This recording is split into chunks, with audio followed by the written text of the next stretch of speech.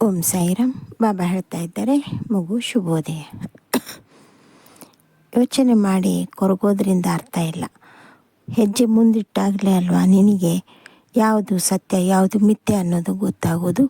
ಇಲ್ಲೇ ಕುಳಿತುಕೊಂಡು ಅದು ಹಾಗೆ ಮುಂದೆ ಬರೋದು ಹೀಗೆ, ಈ ಸಮಸ್ಯೆಗೆ ಪರಿಹಾರ ಮಾಡಿಕೊಂಡು ಹಾಗೆ ಅಂತ ಚಿಂತೆ ಮಾಡ್ತಾ ಇದ್ದರೆ ನಿನ್ನ ಮಗಳ ಜೀವನ ಸರಿ ಹೋಗೋದಿಲ್ಲ.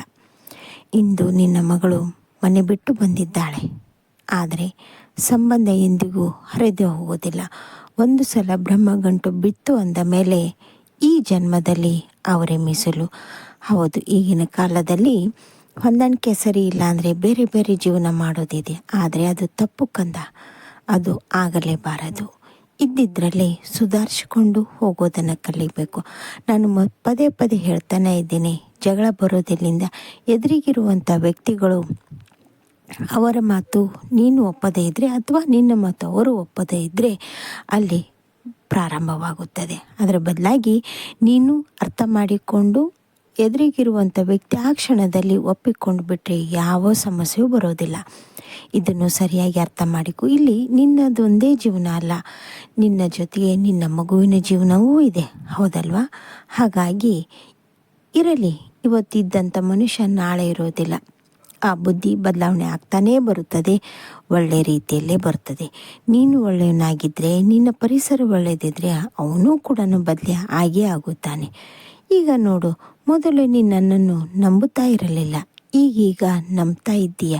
ಪ್ರತಿಯೊಂದು ಮಾತನ್ನು ಕೇಳ್ತಾ ಇದೆ. ಹೌದು, ಬಾಬಾ ಹೇಳಿದ್ದು ಸತ್ಯ, ಇದು ನನ್ನ ಜೀವನದಲ್ಲಿ ನಡೀತಾ ಇದೆ ಅಂತ ಹೆಜ್ಜೆ ಹೆಜ್ಜೆಗೂ ನನ್ನ ಒಂದು ಅಪ್ಪಣೆ ತಗೊಂಡೇ ಬರ್ತಾ ಇದ್ದೀಯ.